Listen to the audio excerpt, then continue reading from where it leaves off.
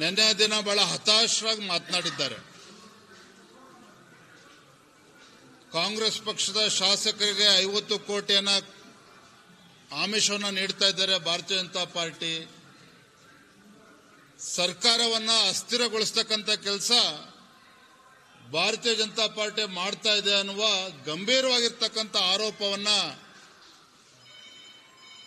ಸನ್ಮಾನ್ಯ ಸಿದ್ದರಾಮಯ್ಯನವರು ನಿನ್ನೆ ಹೇಳಿದ್ದಾರೆ. ಅಂದ್ರೆ ನೇರವಾಗಿ ಭಾರತೀಯ ಜನತಾ ಪಾರ್ಟಿಯ ಮೇಲೆ ಆರೋಪವನ್ನು ಹೊರಿಸಿದ್ದಾರೆ. ಆದರೆ ವಾಸ್ತವಿಕವಾಗಿ ಕಾಂಗ್ರೆಸ್ ಪಕ್ಷದಲ್ಲಿ ಸ್ವತಃ ಮುಖ್ಯಮಂತ್ರಿಗಳು ಇವತ್ತು ಭ್ರಷ್ಟಾಚಾರದಲ್ಲಿ ಮುಳುಗಿರುವಾಗ, ಮುಖ್ಯಮಂತ್ರಿಗಳ ಕುಟುಂಬವೇ ಇವತ್ತು ಭ್ರಷ್ಟಾಚಾರದಲ್ಲಿ ಮುಳುಗಿರುವಾಗ, ತಮ್ಮ ಮುಖ್ಯಮಂತ್ರಿ ಕುರ್ಚಿ ಅಲ್ಲಾಡ್ತಿದೆ ಅಂತೇಳಿ ಮನವರಿಕೆಯಾಗಿ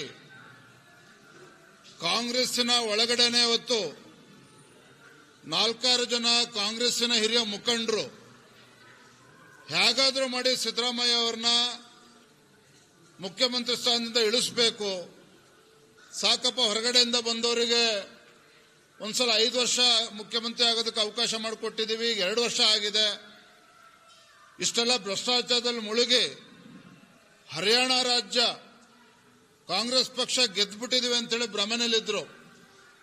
ಕರ್ನಾಟಕ ರಾಜ್ಯದಲ್ಲಾಗಿರ್ತಕ್ಕಂಥ ಭ್ರಷ್ಟಾಚಾರದ ಪರಿಣಾಮವಾಗಿ ಕಾಂಗ್ರೆಸ್ ಅಲ್ಲಿ ಹರಿಯಾಣದಲ್ಲಿ ಕಳ್ಕೊಂಡ್ರು, ಈಗ ಮಹಾರಾಷ್ಟ್ರದಲ್ಲೂ ಕೂಡ ಕಳ್ಕೊಳ್ತಾ ಇದ್ದಾರೆ.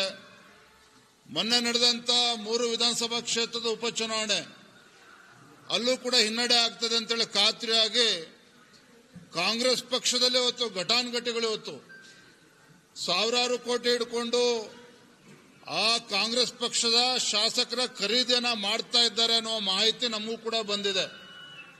ನಮಗೆ ಆ ಮಾಹಿತಿ ಬಂದಿದೆ ಅಂತ ಹೇಳಿದ್ರೆ ಇನ್ನು ಆಡಳಿತದ ಚುಕ್ಕಾಣಿ ಹಿಡಿದಿರ್ತಕ್ಕಂಥ ಸಿದ್ದರಾಮಯ್ಯನವರಿಗೆ ಸಹಜವಾಗಿ ಬಂದಿದೆ.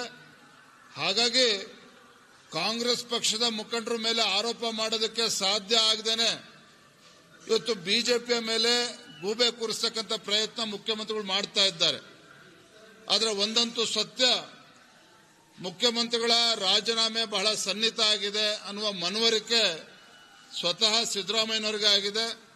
ಹಾಗಾಗಿ ಈ ರೀತಿ ಗೂಬೆ ಕೂರಿಸ್ತಕ್ಕಂಥ ಕೆಲಸವನ್ನ ಆರೋಪವನ್ನ ಭಾರತೀಯ ಜನತಾ ಪಾರ್ಟಿ ಮೇಲೆ ಮಾಡ್ತಾ ಇದ್ದಾರೆ. 3 ವಿಧಾನಸಭಾ ಕ್ಷೇತ್ರದ ಉಪಚುನಾವಣೆ ಚನ್ನಪಟ್ಟಣ, ಶಿಗ್ಗಾವಿ ಹಾಗೂ ಸಂಡೂರು. ಚನ್ನಪಟ್ಟಣದಲ್ಲಿ ವಾತಾವರಣ ಹೇಗಿದೆ ಅಂತೇಳಿ ತಮಗೆ ಮನವರಿಕೆ ಆಗಿದೆ.